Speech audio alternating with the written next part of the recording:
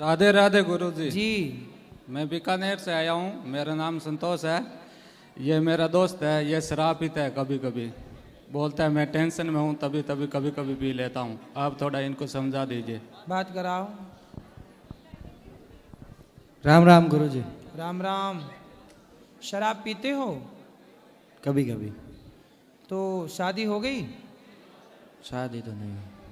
क्यों पीते हो शराब? शराब पीना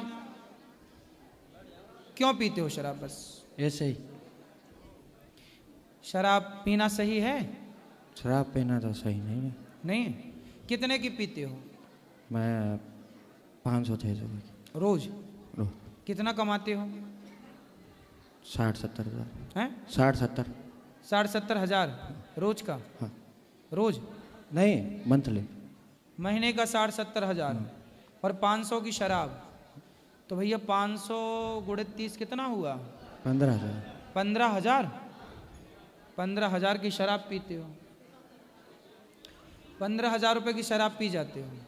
वो 15,000 गौरी गोपाल में आप देंगे तो वृद्ध माताओं को रोटी मिल जाएगी, उससे दूध मिल जाएगा, उससे यहाँ संतों को भोजन मिल जाएगा। वो पिछली बार मैं आकर गया था, इधर देख तो कर शराब नहीं पीना चाहिए ना आपको। ये नहीं, पैसा आप सही जगह खर्च करो। नहीं, पिछली बार आया था, इधर देकर गया था। नहीं तो आप शराब ना पियो ना, वो पैसे बचाओ किसी दीन दुखी की सेवा में, उससे दुआएं मिल जाएंगी, आशीर्वाद मिल जाएगा। नहीं, देकर गया था इधर। नहीं भाई ठीक है, वो पैसा अब आप अपने पास बचाओ 15,000 और आप अपने उस 15,000 से कुछ और करो ना। शराब में क्यों बर्बाद करना है ये कह रहे हैं। शराब पी के वो 15,000 तो वेस्ट हो गए ना, उसका कोई यूज है? बताओ। सही है फिर शराब पीना? नहीं। ना पियो मेरे दोस्त। आप जैसे कितने लड़के बर्बाद हो गए शराब पीकर, पूरा जीवन खराब कर दिया, उनमें एक आप भी हो। क्या पालोगे शराब पीकर?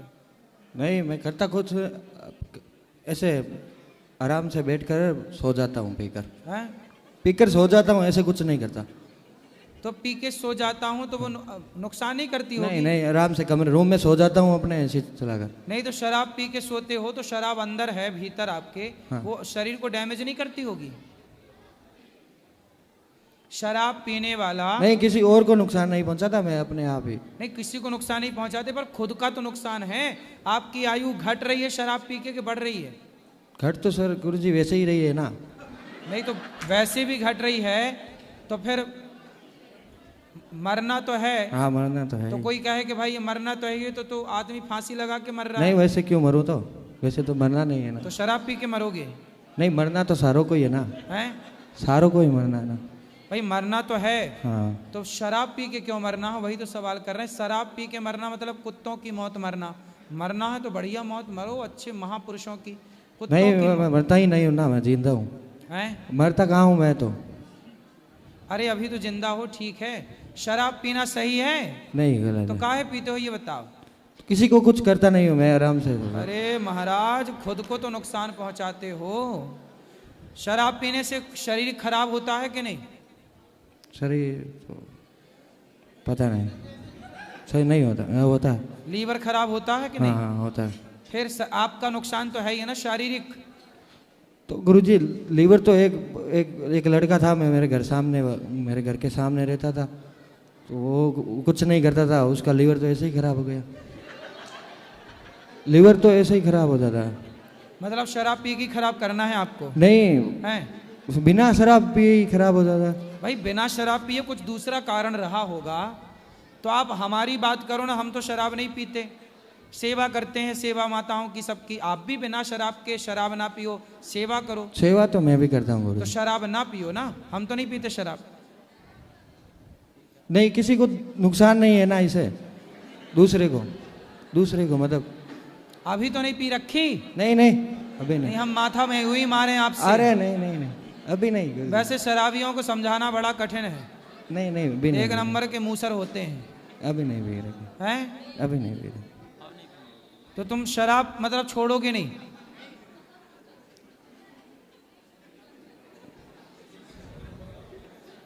बोलो। कब छोड़ोगे? छोड़ दूंगा। कब?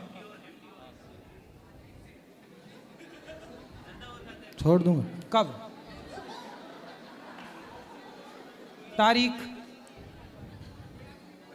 एक 2 महीने बाद में छोड़ दूंगा। अभी 2 महीने और पियोगे? 1-2 महीने बाद में छोड़ दूंगा पूरी लाइफ टाइम के लिए। तो आपसे आपकी शराब का युद्ध छिड़ गया आज से। अब देखना यह है कि शराब जीतती है या आप जीतते हैं। शराब यदि आप पीते रहे तो शराब जीत गई। आपने शराब को छोड़ दिया, शराब कहती है मुझे पियो, और आपने कहा कि नहीं शराब इस बार मैं तुझे नहीं पीऊंगा। तो शराब पर आपको हावी होना है, अपने विवेक को हावी करना है, अपने ऊपर शराब को हावी नहीं होने देना। अभी क्या है, आप पर शराब हावी है, शराब के बिना आप सो नहीं पा रहे हैं, रह नहीं पा रहे हैं। तो बेटा शराब हम पर हावी क्यों हो, हम शराब पे हावी हो, है ना। तो आज से शराब से आपका युद्ध है। कौन जीतेगा? आपकी शराब? नहीं जीतूंगा। हैं? आप जीतोगे? 2 महीने बाद पक्का छोड़ दोगे? 2 महीने बाद। पक्का? हाँ 2 महीने बाद। पक्का वादा? आज कौन सी तारीख है? 3 तारीख है। 3 जनवरी, फिर 3 फरवरी, 3 मार्च, मतलब 3 मार्च को छोड़ देंगे आप? हाँ 3 मार्च को छोड़ दूंगा। क्यों 3 मार्च को ही हो ना 2 महीने? पक्का वादा? पक्का। माँ कसम खा के बोलो। 3 मार्च को आप शराब छोड़ रहे हैं, माँ की कसम खा के बोलो। मैं माँ कसम खा के बोलता हूँ शराब नहीं पीऊंगा, बोलो। गुरुजी छोड़ दूंगा। हम तो कह रहे हैं, आप तो खुद कह रहे हो छोड़ दूंगा। हाँ छोड़ दूंगा। हाँ तो माँ की कसम खा के कहो कि 3 मार्च से मैं शराब छोड़ने जा रहा हूँ। 3 मार्च से शराब छोड़ने जा रहा हूँ। माँ कसम, कसम खाओ, माँ की कसम खाओ।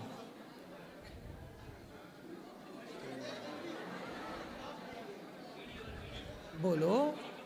छोड़ दूंगा, छोड़ दूंगा। तो माँ कसम खाओ ना। छोड़ दूंगा यदि हिम्मत है छोड़ने की, आप कह भी रहे हो छोड़ दूंगा, तो माँ कसम खा के हमें कंफर्म कराओ। हमारा सॉफ्टवेयर जो है ना वो माँ कसम से खुलता है, वहीं सेट है। बताओ, माँ कसम खा के बोलो 3 मार्च से शराब नहीं पिएंगे।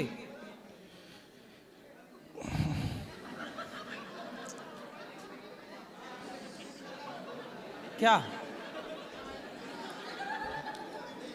3 मार्च से शराब नहीं पिएंगे, माँ कसम खा करके। वाह, माँ कसम खा रहे हो? माँ कसम खा रहा हूँ। अब ये दोस्त गवाह है इस बात का। ठीक है, छोड़ दूंगा। हाँ माँ जिंदा है ना आपकी? छोड़ो, रहने तो आज से ही छोड़ दूंगा। माँ कहाँ है? आज से ही छोड़। आज से? अरे वाह, अभी से ही छोड़ दूंगा। अभी से। आज से जब 2 महीने के बाद छोड़नी है, फिर 2 महीने क्यों? हाँ छोड़ना तो आज ही छोड़ो। काल करे सो आज कर, आज करे सो। माँ कसम खा कर कह रहा हूँ, आज से ही। वाह, देखो करने की हिम्मत हो ना, सब हो सकता है, सब कर सकते हो आप मेरे दोस्त। अब वो पैसा बचा के खूब अपने लिए, दीन दुखियों के लिए सोचना। जब आप समाज के लिए सोचेंगे, भगवान आपके लिए सोचेंगे, और आपसे कितने युवा प्रेरित होंगे कि ये भाई शराब छोड़ सकता है तो हम भी शराब छोड़ सकते हैं। ऐसे हम सभी भारतवासियों को एक दिन नशा को भारत से खदेड़ फेंकना है। जब 2 महीने के बाद छोड़ना ही है तो मैं सोच रहा हूँ अभी से ही छोड़ दूँ। बिल्कुल, आज से ही छोड़ दिया आपने, इसलिए छोड़ पक्का? दूंगा। सुंदर। गुरुजी एक प्रश्न था मेरा। हाँ अब बोलो। एक मैंने देखा था गीता में, दो देखे थे, मतलब उसमें एक तरफ ऐसा कह रखा है कि अपने कर्मों को भोगना ही पड़ता है। बिल्कुल, अवश्य में वो भोक्तव्यम, ये लिखा है। हाँ अवश्य में वो भोक्तव्य। और एक तरफ ये लिखा है मामेकं शरणं वदम अहं त्वं सर्व पापोभ्यं मोक्षयिष्यामि मा शुचे। मोक्षयिष्यामि सर्वधर्मान् परित्यज्य मामेकं शरणं व्रज अहं त्वा सर्वपापेभ्यो मोक्षयिष्यामि मा शुचे। तो एक तरफ तो भगवान कह रहे हैं कि आप मेरी शरण में आओ और मैं सारे पापों को नष्ट कर दूंगा। हाँ। और एक तरफ कह रहे हैं कि पाप किए हैं तो भोगना तो पड़ेगा। हाँ। दोनों बातें अलग अलग है ना, दोनों की सिचुएशन समझिए।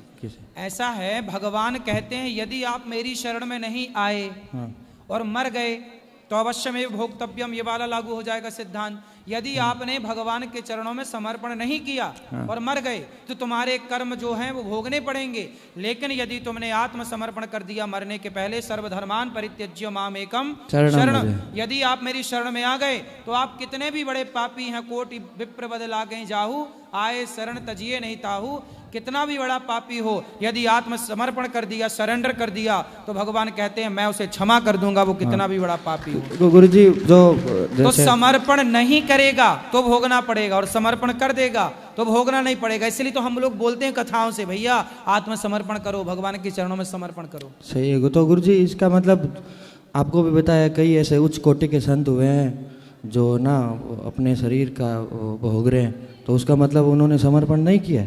नहीं किया है समर्पण। तो फिर भोग क्यों रहे? ऐसा है कि संत जन जो होते हैं ना, हाँ। वो जान जाते हैं कि मेरा पाप कितना है। हाँ। भगवान कहते हैं कि जब जान गए हो पाप कितना है तो बताओ क्या करना है, तो वो भक्त खुद कह देता कि प्रभु जो छोटा मोटा है भोग लेते हैं, हमें कोई तकलीफ नहीं है, भगवान को क्यों परेशान करना। इसलिए छोटा मोटा पाप व्यक्ति खुद भोग लेता है, कोई दिक्कत नहीं है। भगवान क्या करते हैं कि बड़ा पाप होता, जैसे किसी की मृत्यु होने वाली होती है और उसके पांव में लग जाता है कांटा, तो कांटा लगा तो लोगों को लगता है यार कांटा लग गया, भक्त था तो कांटा क्यों लगा। नहीं, उसको आज मरना था, पर भगवान ने तेरी भक्ति के कारण, तेरे समर्पण के कारण तेरी मृत्यु को कांटे में तब्दील कर दिया। बड़ा था तो इतना सा कर दिया, मरना था तो कांटा चुभा दिया। आज के दिन बड़ा संकट, आज आपका पूरा नुकसान होना था, तभी आपके जेब से 100 रुपए गिर गए, आपके 100 रुपए गुम हो गए, आपको लगा मेरे 100 रुपए गुम हो गए। नहीं, आज आपके घर में सब कुछ बर्बाद होना था, लेकिन वो सब कुछ ना बर्बाद होके केवल 100 रुपए की हानि हो गई, आपका दुर्भाग्य टल गया उस 100 रुपए से। तो ये ईश्वर की कृपा से हुआ। तो शरण में आने के बाद में भी 100 रुपये लगेंगे क्या? शरण में आने के बाद भी यदि कोई पाप हैं ऐसे जो बहुत बड़े हैं, क्या है, कुछ पाप ऐसे हैं जो भोग नहीं पड़ते। पापों की भी कैटेगरी है ना, कौन सा पाप, कौन सा पाप। जैसा कि आपने गौ हत्या कर ली, ब्राह्मण की हत्या कर ली, तो आपको पाप लगेगा, लेकिन शरण में जाने से समाप्त हो जाएगा। लेकिन आपने किसी भक्त का दिल दुखाया, जैसे किसी साधु को आपने एक थप्पड़ मार दिया, किसी भक्त को एक, इसको कहते हैं भक्त का अपमान। जैसे रावण ने विभीषण को लात मार दिया, जबकि विभीषण भक्त हैं, तो भगवान कहते हैं कि मैं तुम्हारे सारे पाप क्षमा कर सकता हूं, लेकिन तुमने किसी भक्त का अपमान कर दिया तो फिर वो पाप मैं क्षमा नहीं करता। वो पाप जो होता है वो उस भक्त की शरण में जाने से ही कम होगा। यदि आप नहीं जा पाए और आप मेरी शरण में आ गए पूर्ण रूप से, तो फिर मैं उस बड़े पाप को फिर छोटा सा करके, इतना सा कांटा चुभा के वो समाप्त कर देता हूं। तो कुछ पापों की भी कैटेगरी है ना, तो वो देखना पड़ेगा वो पाप कौन सा है। पाप तो पिछले कर्म में, पिछले जन्म में हमने क्या किया, वो कैसे पता चलेगा फिर? वो पता नहीं लगता, वो भगवान को पता होता। कुछ चीजें हमें पता नहीं होती, ईश्वर को पता है, पर होती हैं। ठीक है गुरु जी, राम राम। राम राम।